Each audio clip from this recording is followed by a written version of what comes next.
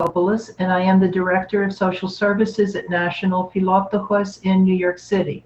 Joining me today is Eleni Constantinides, who is the Social Services Chair for the New Jersey Metropolis Philoptochos, and also is its first Vice President. Eleni also serves on the National Philoptochos Board and is a member of the National Social Services Committee. Our program is divided into two one-hour sessions to give us the opportunity to review our material as completely as possible, and as importantly, to give you the opportunity to submit to us written questions that you may have.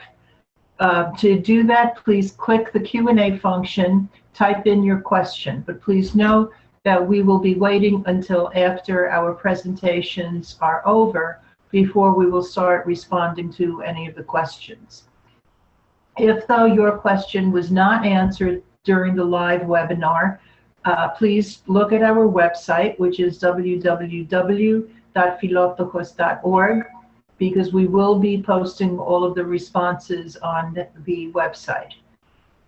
And if after the webinar is over, you thought of some additional questions, please email them to us at paulettegee@philoptochos.org or eleni.constantinides@gmail.com. Shortly after the trainings, we will be posting a video of the webinar again on our website that you can use for your own review or to share with other members of your chapter. And on our website as well, what is included there is a document entitled Recommended Steps for Philoptochos chapters and metropolises when providing social services assistance to individuals and families. Finally, since this is our maiden voyage, pun intended, since we are a women's organization, please excuse any technical glitches that may arise during the course of our webinar.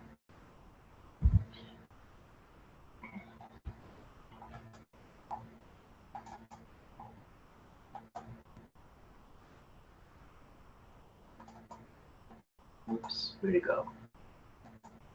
And there was one of them. We frequently are asked for tutorials on social services, guidelines, what we can do to help people. So let's start by outlining the goals for today's program. First of all, Philoptochos provides social services assistance to Orthodox Christians in need who are in the United States, regardless of their training, regardless of their immigration status. Through the training today, we will help to inform you about the social problems that members of our community face. You will learn ways to help people acquire, to the greatest extent possible, the skills and tools that they need to manage on their own in the future. Together, we will ensure that the social services provided by Philoptochos chapters, metropolis boards, and national Philoptochos are consistent, compassionate, accountable, and transparent, and you will recognize that we stand ready to support your local social services efforts to make your work a little easier. We start with the bedrock of social services, and that is confidentiality. I'm sure you have found that the people who turn to you for help primarily are members of your own church. They may be friends, they may be in the same social groups that you are, they may be parents of children who go to school with your children. They may be friends with your parents and or your grandparents. So it really is very important that you respect their privacy and not share information with any. One of the other very important reasons to maintain confidentiality is that the people who seek our help never thought that they would have to ask anyone for help, let alone us. So please, to the best of your ability, please respect their privacy. How do people find us? Although Philoptochos has been in existence for nearly 85 years, many people, including those within our own community, are not really quite aware of the extent of the work that we do and the services that we provide. We do great work, but the bottom line is if people don't know about the work that we do, then it can't be that good.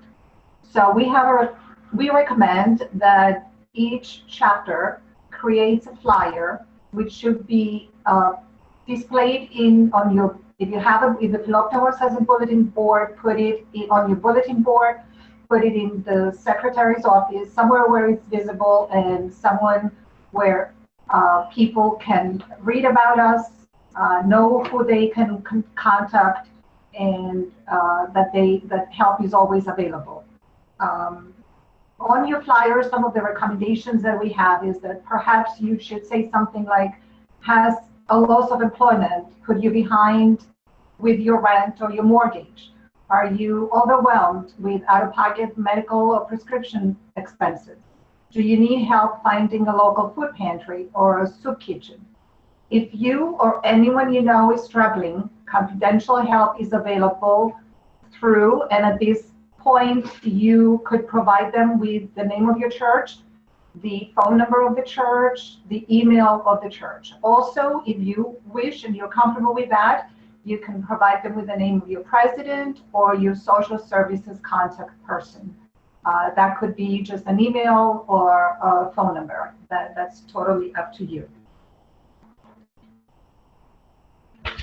And let's just say that someone does see this flyer and they do come to you and they would like to know who exactly they should go to ask for help. It's very important, and we highly recommend that each chapter has a social services point person. This person, you should be very careful when you select this person. You should definitely be someone who is trustworthy, and this person should be able to interview clients and obtain the information that will be necessary for you, your chapter, to decide how best to help this individual. While this point person is not required to be a social worker, she is expected to represent Philoptochos in a way that fulfills our mission, which is absolute sensitivity and discretion. So now you're at the point where you're trying to select who your point person, who your social services liaison would be. And as we said earlier, that's Eleni's role with the New Jersey Metropolis Philoptochos. So look for a person who will be able to maintain confidentiality. Look for a woman who will be able to understand the stress that the person who is seeking your help is facing. Not only because of the situation that they're in, but because they are asking you for help. Many people never thought they'd have to ask anybody for help, let alone us. Your social services point person should be non-judgmental, kind, and patient. She should be able to show compassion with empathy, but not with pity. Your social services person should be able to listen carefully to what the person is saying and respond directly to their concerns.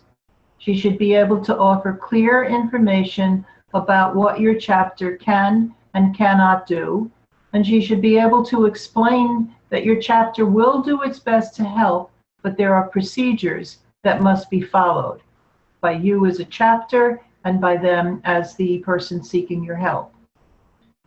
The social services liaison should be able to discreetly and respectfully ask for required documentation.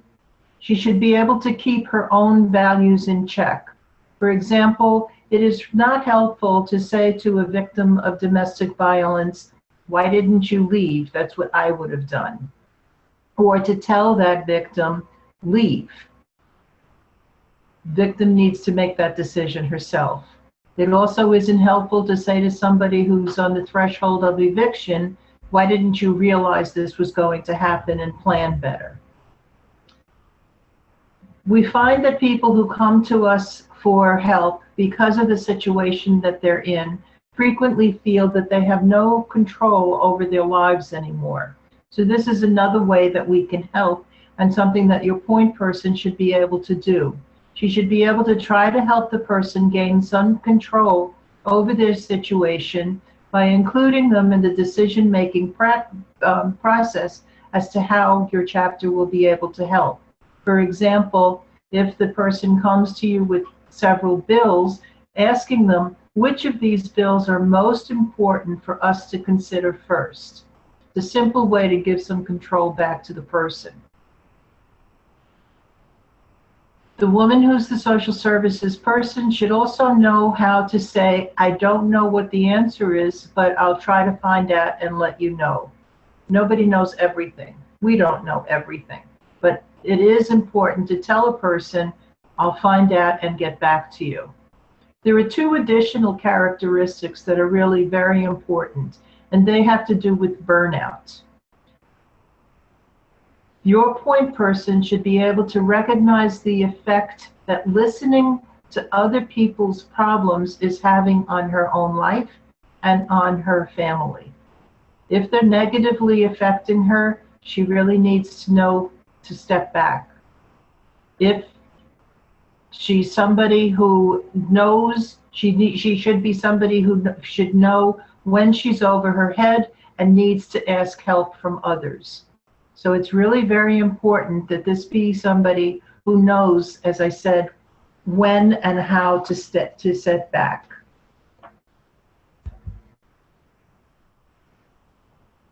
We're going now into the section about the application for assistance. We have developed an application for assistance to help you find out in an organized way why the person seeks help, how they have managed until now, who else is helping, and how they will manage in the future. The application should be completed and signed by the client, along with the consent for release of information, which is a time-limited authorization to let you obtain or share information with appropriate sources. If the client is a minor, the application should be signed by the parent or the guardian. We suggest that you leave a supply of these forms in your church office to be given to walk-ins, and also include with these forms where they should be returned. The name of the person, which is mostly your president or your social services point of contact. The application will give you the following information: how the individual heard about us, the identity of the individual.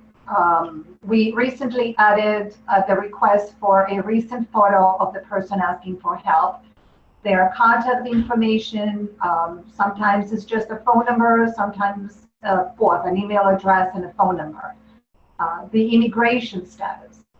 We ask for the immigration status because this is, there are several benefits that individuals are eligible to only if they're U.S. citizens or if they have a permanent residency.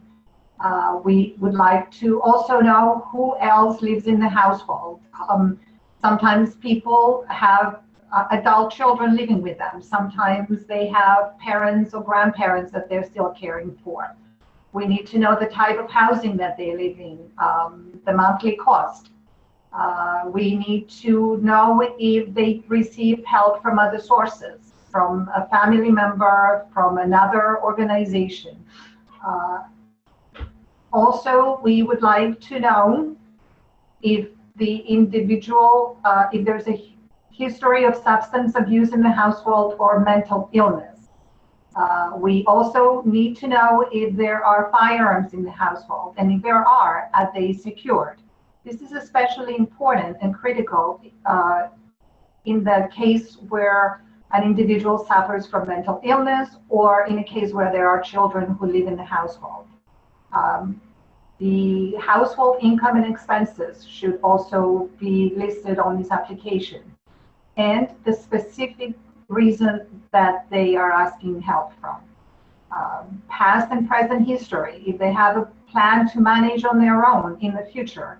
And just let them tell you what this plan is, because once you listen to them, the plan may not be as feasible as they think it is. And at this point, we can give them some advice.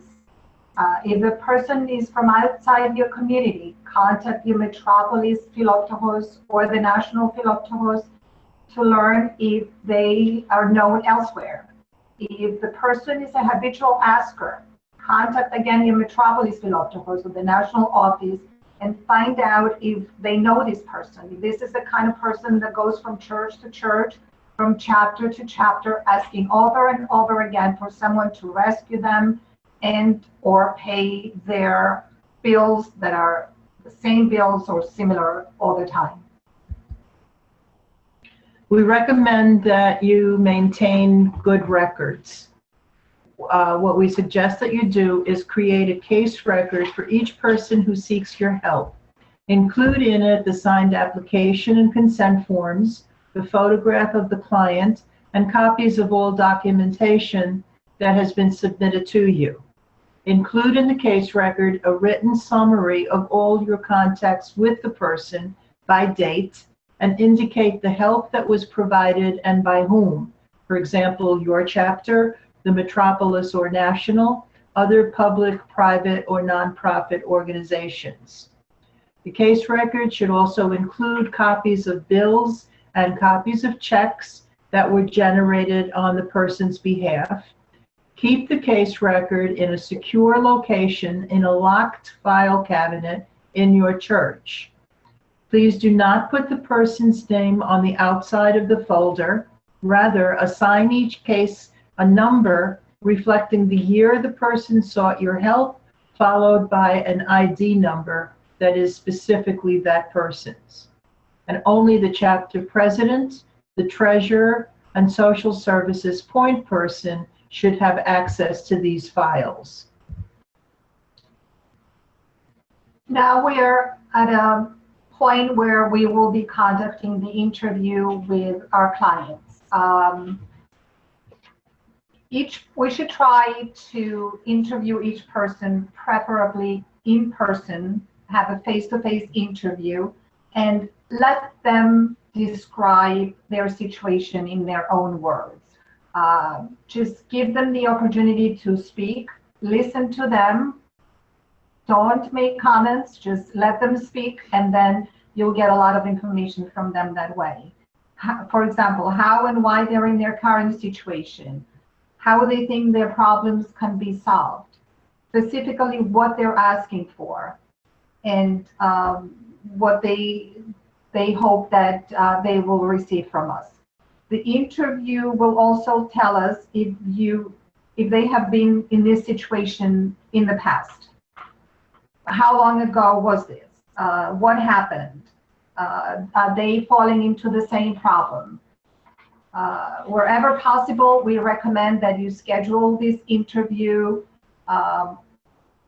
because when you are sitting and facing the person, you're going to get a lot of information by just observing them. For example, from what they're wearing, what they're carrying with them, facial expressions, body language. If they keep the appointment, if they don't keep the appointment, that should also tell you something about them. If possible, we recommend that you have this interview in a private place, preferably in your church, at a coffee shop. We don't recommend at all that you visit this person at their home by yourself. Do not let these people come to your home. And if you call this person, protect your privacy by dialing *67. This way, this person will not be able to come up on your caller ID.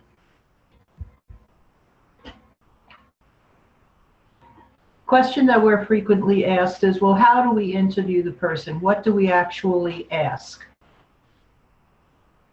The best thing to do is to open your questioning with a statement such as, "I don't mean to be intrusive, but for us to find out the best way to help you, I would appreciate if you would answer the following questions.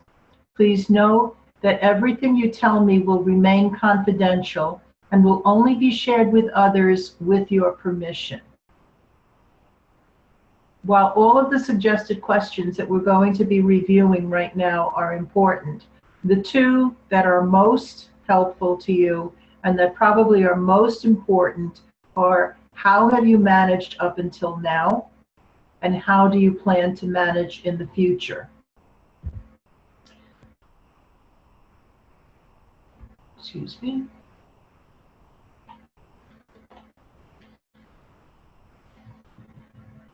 I think we skipped a slide. Some of the questions that you can ask, starting out, as I said, with not being intrusive and telling them that you will remain, you will maintain their privacy and their confidentiality. You can start off by saying, "What has brought you to us today?" Rather than asking, "What's your problem?" If you ask that kind of a question, it's likely the person is going to say, "Problem? I don't have a problem." So it's better to say something more general, more open-ended, by saying, "What has brought you to us today?" Next question that you can ask is, "How long have you been in this situation? Has this happened to you before? How have you managed up until now?" In this point, they might say to you that they had savings that they have exhausted. They may tell you that they had to borrow from friends and family. They may tell you that they sold some property that they may have had, or they sold jewelry that they had. They also may tell you that the way they've been keeping a roof over their head and over the heads of their family members and keeping the lights on and putting food on the table is by charging everything on their credit cards. Next question that you can ask is, have you received help from any local chapter or from the Metropolis Philoptochos? That you'll find is also on the first page of the application, but frequently people gloss over that section of the application. So it's important to ask them when you do your face-to-face interview, have you received any help from other chapters, other levels of Philoptochos? And have you received help, or are you asking other organizations for help? Then, how do you think we can best help you? And also letting the person know at that point in time that since we cannot help on an ongoing basis, how do you plan to manage in the future? One of the things that you'll find out through the interview is that the person may come in with a specific, what's called in social work, the presenting problem, the reason that they came to you, but there are underlying reasons that put them into that predicament. One of the first cases that I had with Philoptochos was an elderly man who came in and very sweetly asked for help to relocate to another apartment.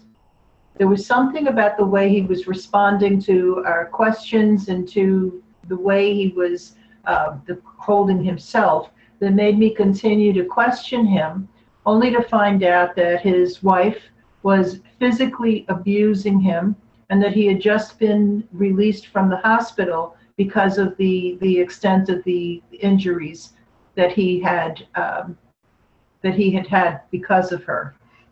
In another case, a woman had asked for help finding some affordable child care. And again, in the course of the interview, I found out that she was a single mother. She had 3 school-age children, but she was only able to work part-time because she also, at the same time that she was caring for her children, was caring for an elderly grandparent who was suffering from dementia. I raise those with you because frequently the underlying issues have to be dealt with before we can actually get to the reason for them coming to us. So try to be as thorough as you can when you interview people and when you're dealing with them. Let's look at some of those underlying reasons. Why do people ask for our help? One of the reasons, and it's a primary reason, poverty or income inadequacy. They may have lost their job. They may be underemployed.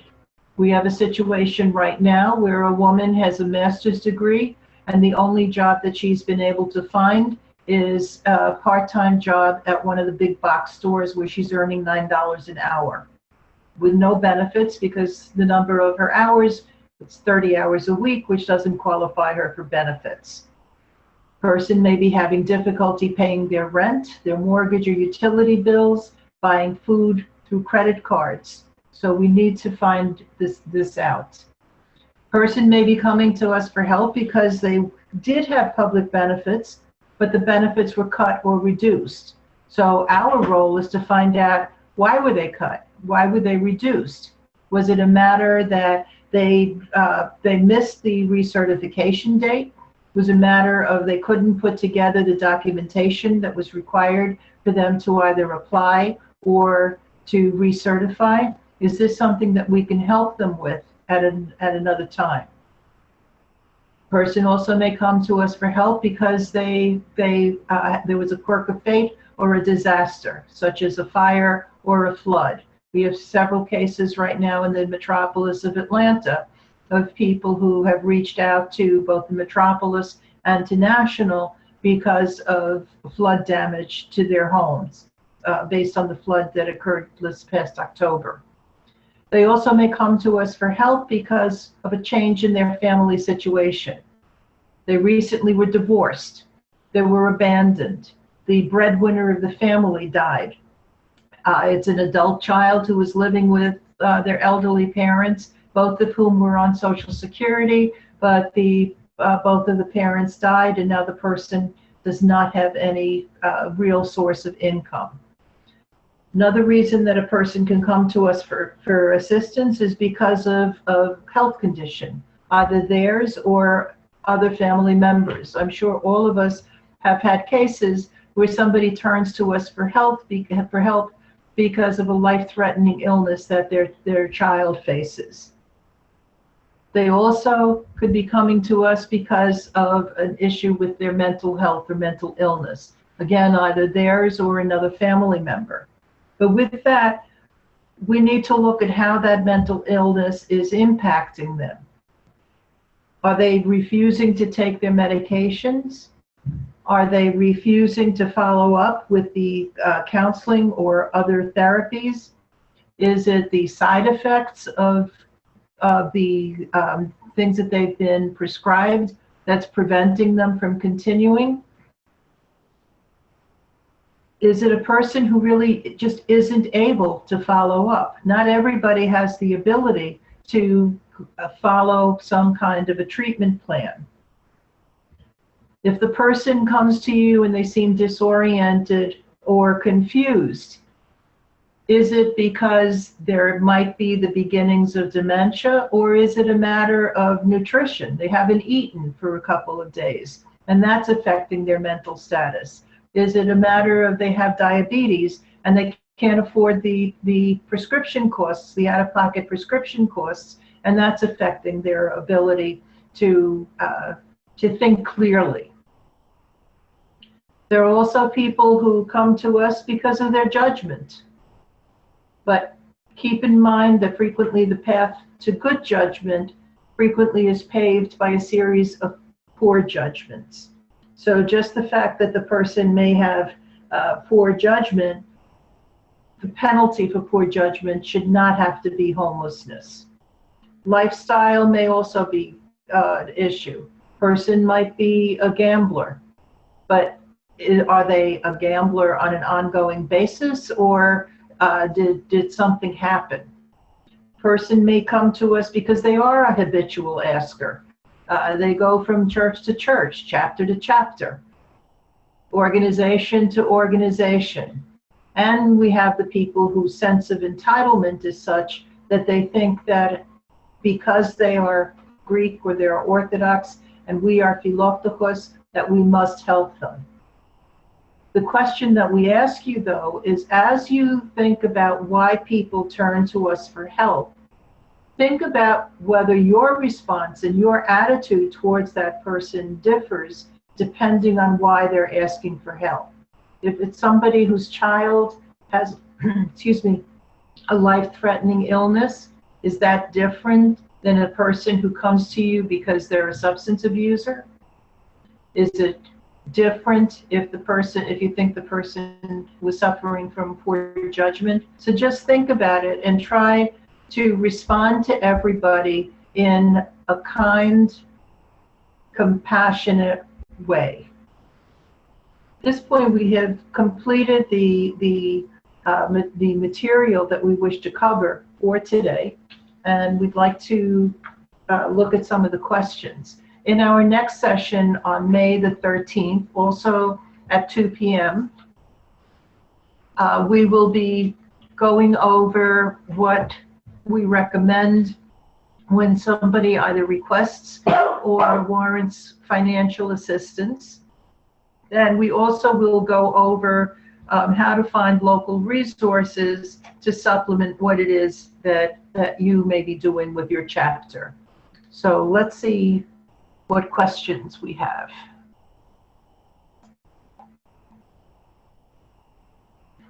Okay. Here's one. Do you recommend having two people working together on social services?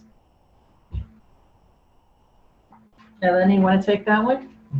Absolutely. The Social Services Committee should not be a large group, but two individuals working is not a problem at all. Just please make sure again that both these individuals are trustworthy and that whatever is shared between them will stay between them. We try to protect everybody's identity who comes to us for help. The other reason why it's good to have more than one person, but that also is going to depend on the size of your chapter. Not every chapter can assign two people to social services, so just keep that in mind. But if you have two people conducting the interview with the person, you can have one person taking notes, and then you can compare notes at the end of the interview and see if you both came up with the same conclusion. So yes, if at all possible, having two people working social services is helpful.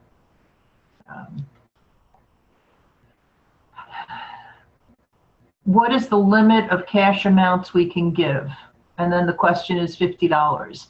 On the May 13th session, we will be covering financial assistance. But let me just say at this point that the limit that your chapter decides to give to anybody is something that your chapter needs to decide. And part of it will depend on your resources, your ability, and what it is that you feel is appropriate. So, but you also, and we'll go over this on May 13th, should have a way to exceed that limit if there's a reason to do so. But as I said, May 13th, we'll go over financial assistance. One of the other questions is, why do we limit our help just to people who are Greek or people who are Orthodox Christians? Eleni? First of all, we will never turn anyone away. It doesn't matter if they are Greek, Orthodox Christians. We assist everybody who comes to us with a request in different manners.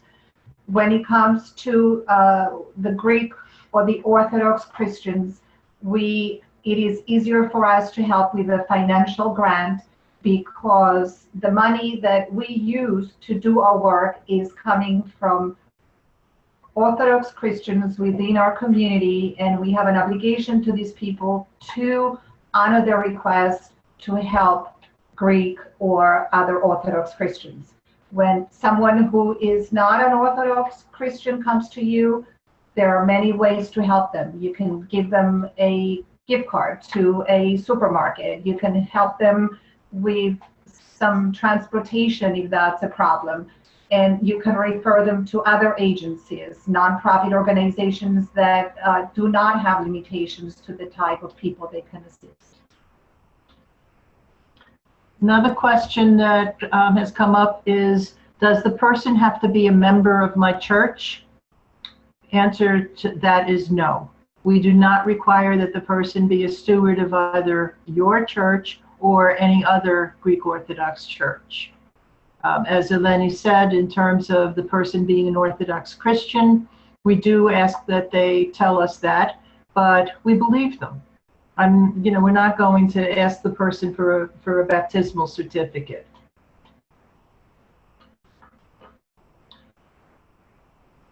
Just at this point, I'd like to say that one of the things that was posted is not a question, but it's a compliment to Eleni and me. So thank you, Jennifer, because we're both doing a really good job. Thank you for doing this. Thank you for the accolade.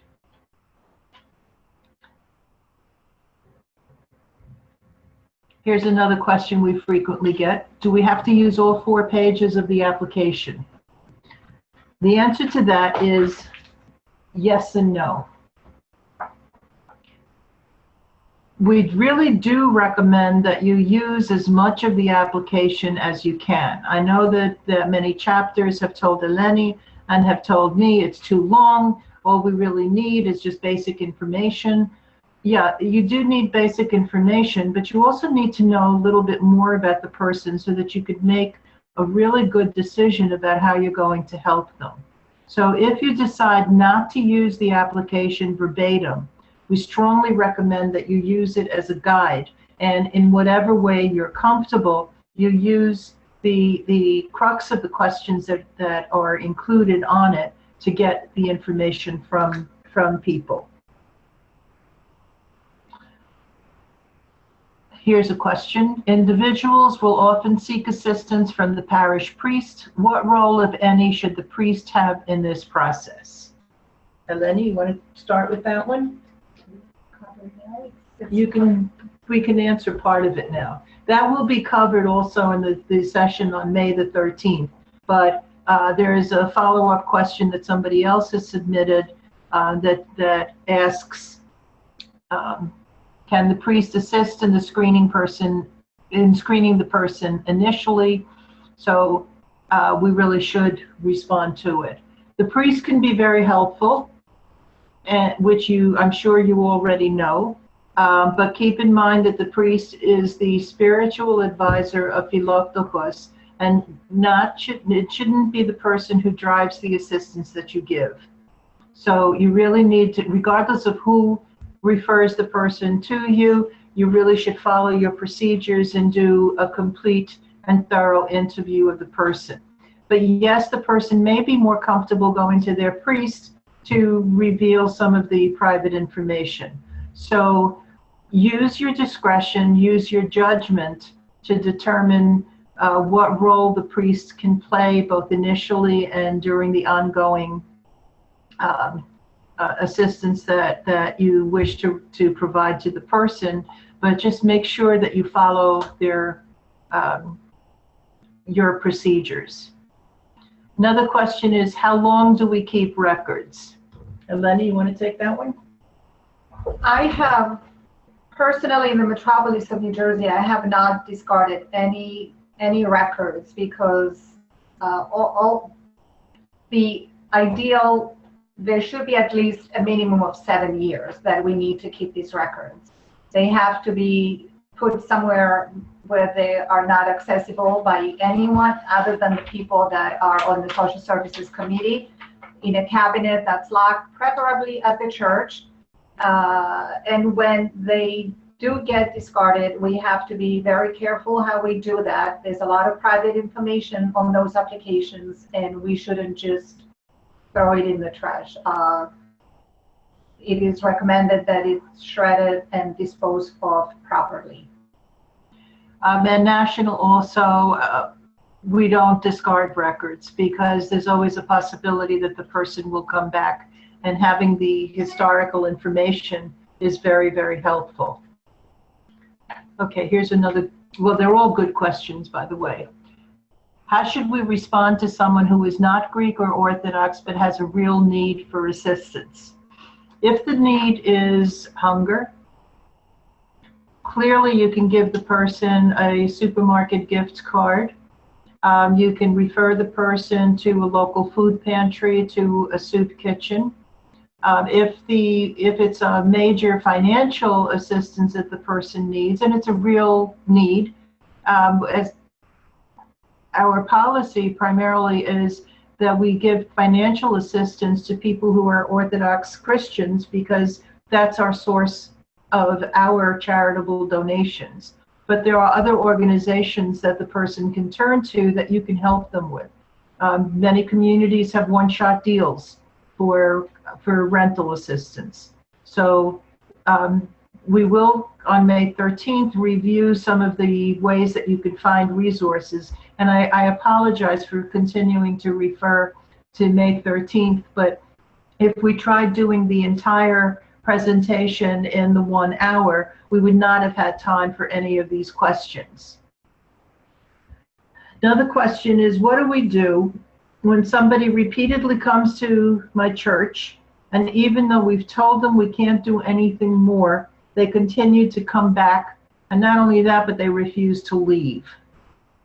This happens, I would say, somewhat frequently. The person refuses to leave. They want some satisfaction.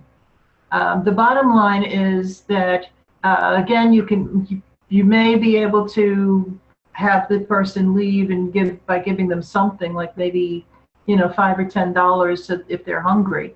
That's not a problem. But if they continue to come back, and they continue to come back, and then they sit there and they don't leave, there's really nothing wrong with calling the police, because at that point the person is trespassing. And as Christians, we really don't want to do that. However, it's private property. And if the person is refusing to leave, if they're refusing to accept your policies, our policies and procedures, there may be a time when the only thing that you will be able to do is call the police to have them removed from your facility. Our experience has been, when you tell the person that that's what you're going to do, frequently they get up and leave themselves.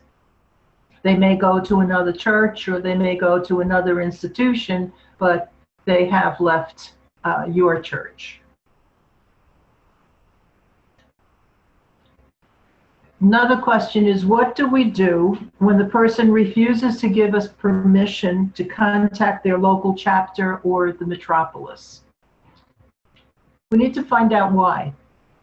It could be a situation where their mother, for example, was a founding member of the chapter, and they're embarrassed to let the chapter members know that they're in trouble right now and that they need help. It's really very important to be discreet and to maintain the privacy of the person. If, though, you think the person is trying to con you, that's another way that your priest can be involved. You can ask, they may not give you permission to contact the chapter or the Metropolis, but priests are bound by confidentiality. So it's okay to contact the priest and say to them, do you know of a situation where, whatever the situation is? And you may be able to get the information that you need to find out. But most important thing is use your judgment and base it on the face-to-face interview with the person. Consider offering limited help and just letting the person know that without their compliance with your procedures, there really isn't very much more that you'll be able to do. Okay.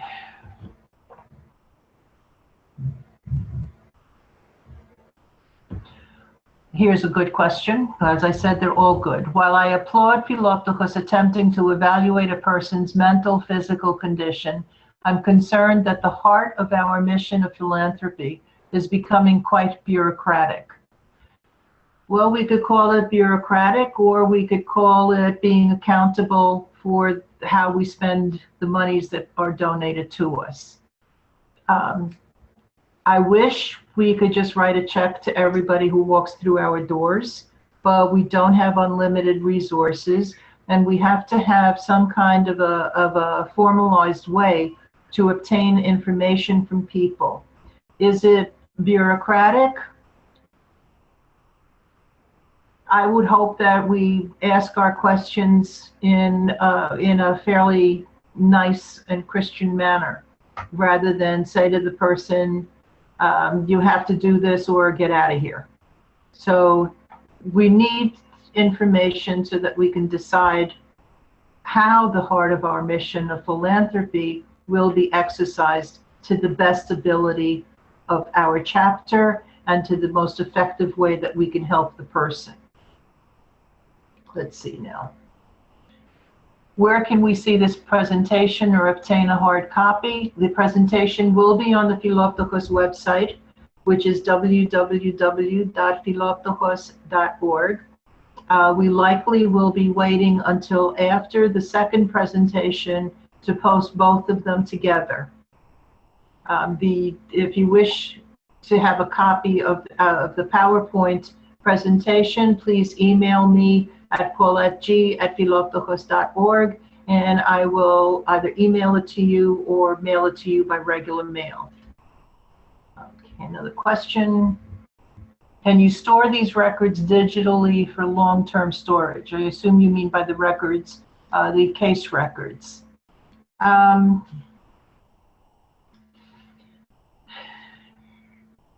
guess the answer to that is maybe. It depends on how secure the server is that you're going to be storing these records. I have much of my work on our computers here, on my own computer, which I only can access. It is not part of the general Philoptochos network, but we do have a secure server. So I think that you need to answer that question yourself, depending on how secure the server is and how, I mean, there's so much hacking that's going on, and there's so much personal information that is being included in our information. If you have somebody's date of birth, and even if you have only part of the social security number, there's so many ways that identities could be stolen, that not only do we want to protect the privacy of people who come to us for help by not sharing the information they give us, but we also need to protect their identity. So I'm going to tell you that you have to answer that question yourself. Eleni, you want to take the next one? Priests sometimes ask Philoptochos. I'm sorry, I thought you were going to read it. Priests sometimes ask Philoptochos for funds to assist individuals in need and refuse to provide any information to support the case.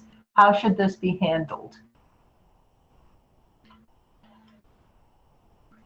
This happens very frequently, and it's always awkward to ask your priest to provide some kind of record on how the money that you entrusted him with is being used.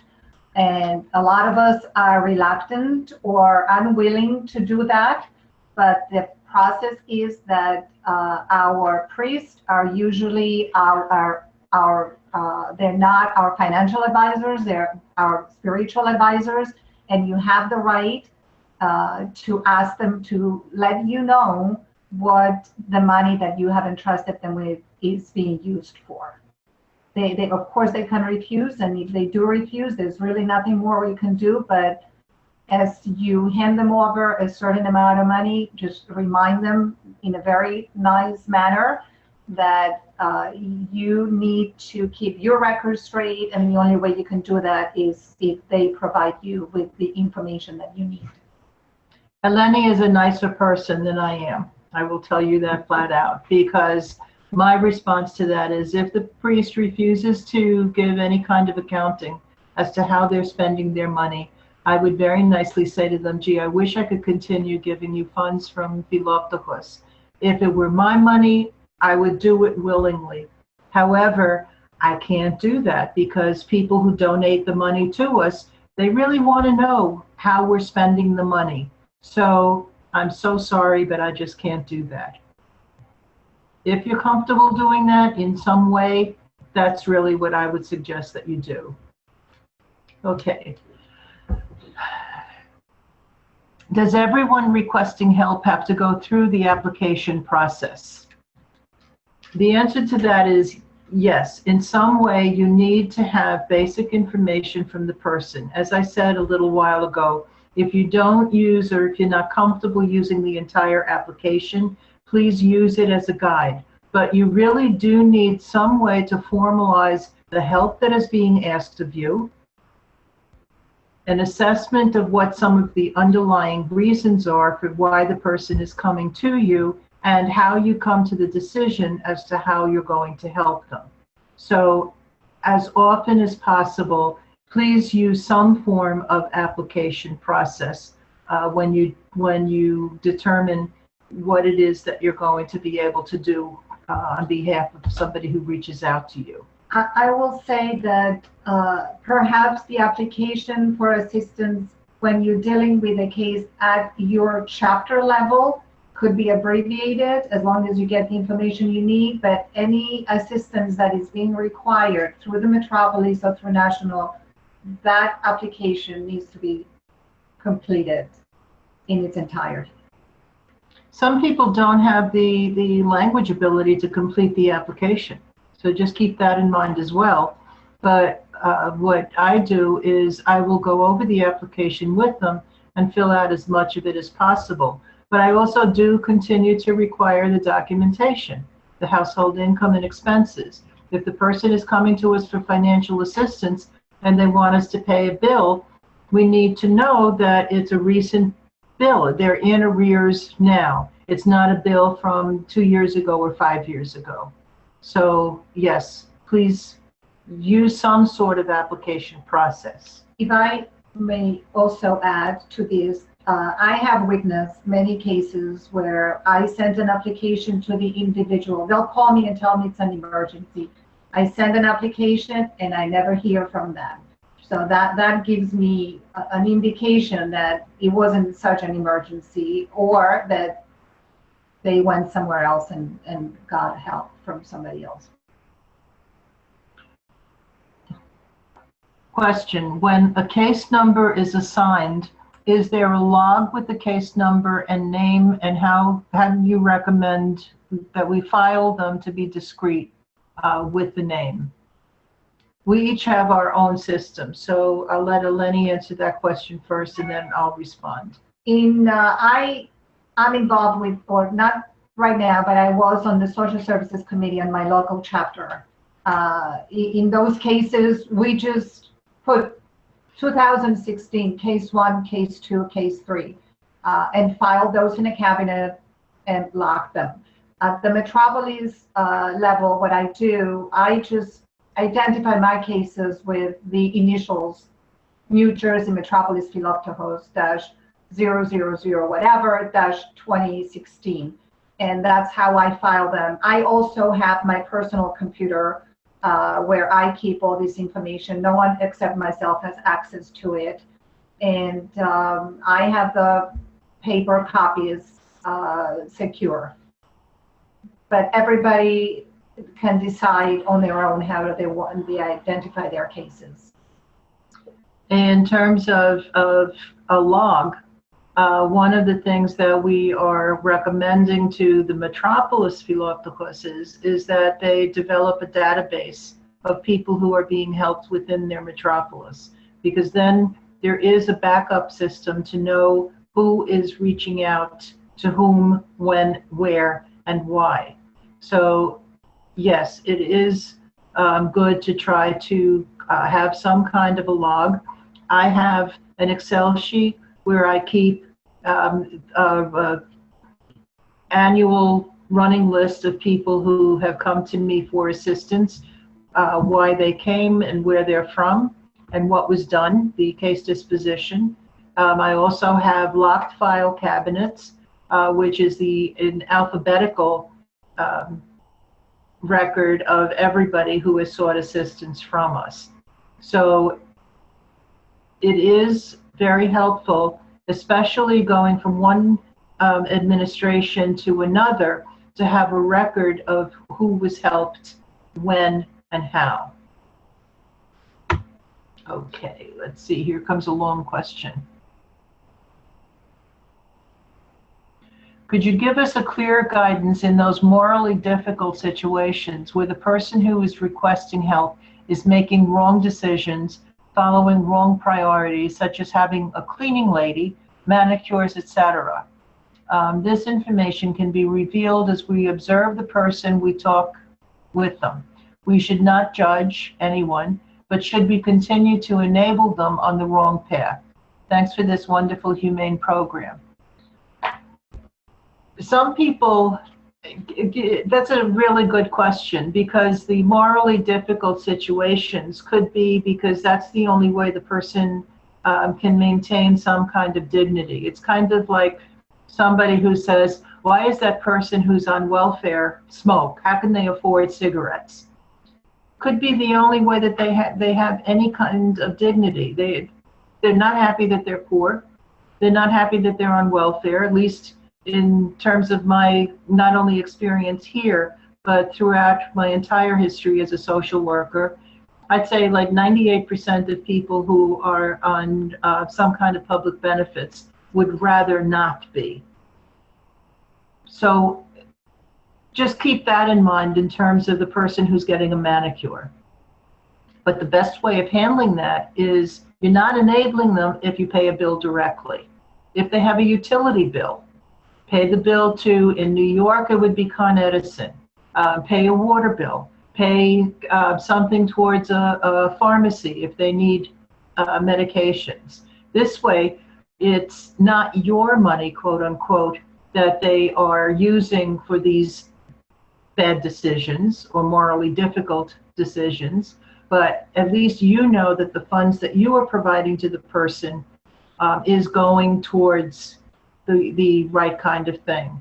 It's also, though, important to think about whether the decision that you make as to how you're going to help somebody may be throwing good money after bad.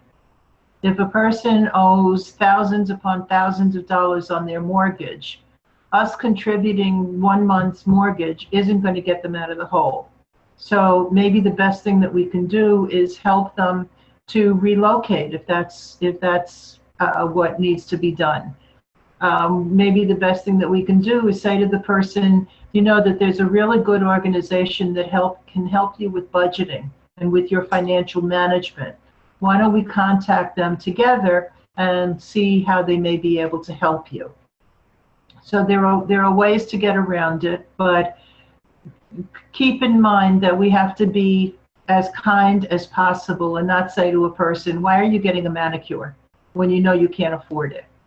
As I said, it could just be the only way that they know of to maintain their own dignity. With that, I'd like to close today's program and just remind you that part 2 will be on Friday, May 13th. Yes, Friday the 13th. Why not? Also at 2 p.m., you will receive an email, if you haven't already received it, to tell you how you can log in. If you come up with questions after today's webinar is over, please feel free to email us, Paulette G at Philoptochos.org, Eleni.Constantinides@gmail.com.